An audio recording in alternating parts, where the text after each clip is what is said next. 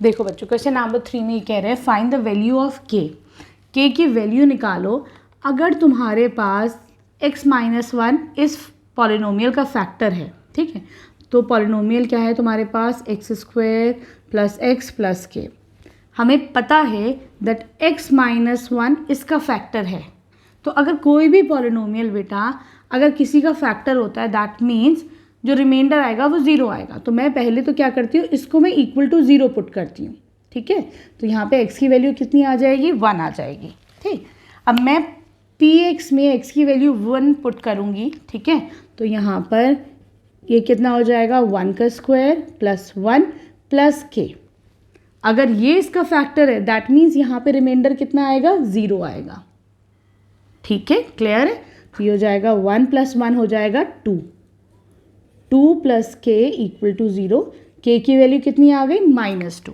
ठीक है, क्लियर है। आगे समझ में कुछ नहीं करना है तुम्हें, खाली जिसको फैक्टर निकालना है उसको 0 पुट करो, जो भी वैल्यू आएगी वो उसमें रख दो तो तुम्हारा k की वैल्यू आ जाएगी। ठीक है, अब आ जाओ तुम इसके सेकेंड पार्ट पर। यहाँ पर तुम्हारे पास जो पॉलिनोमियल है that is px = 2x² + kx + √2। तुम्हें निकालना है कि x + 1 इसका फैक्टर, x-1 इसका फैक्टर है या नहीं है। ठीक, नहीं सॉरी, x-1 इसका फैक्टर है, k की वैल्यू निकालनी है। अब मुझे पता है कि भाई x-1 इसका फैक्टर है तो मैंने इसको इक्वल टू 0 रख दिया। x की वैल्यू कितनी आ गई, 1 आ गई यहाँ पर। ठीक है, अब हम px में x की वैल्यू 1 पुट करेंगे।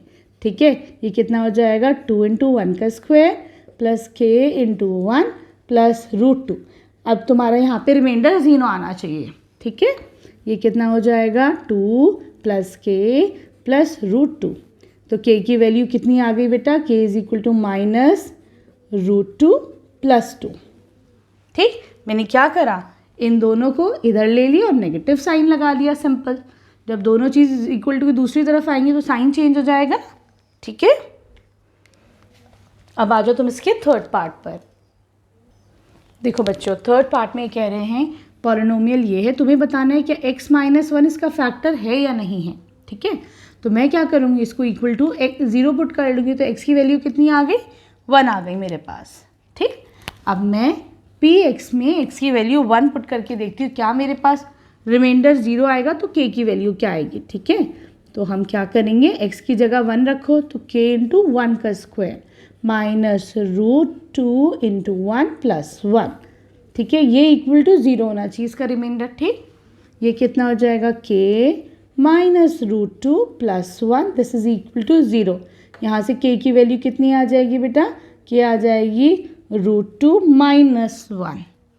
ठीक है, क्लियर। अब आ जाओ तुम इसके फोर्थ पार्ट पर। आसानी है ना, मुश्किल नहीं है, बहुत आसान है ये वाली एक्सरसाइज। चलो, here you have px = k x² - 3x + k। ठीक है, मुझे देखना है क्या x-1 इसका फैक्टर है, तो मैं क्या करूँगी, x-1 को 0 के इक्वल रख दो।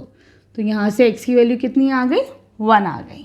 ठीक, अब हम क्या करेंगे, इसमें px में तुम x की वैल्यू 1 पुट कर दो तो ये हो जाएगा k × 1 का स्क्वायर -3 × 1 + k = 0।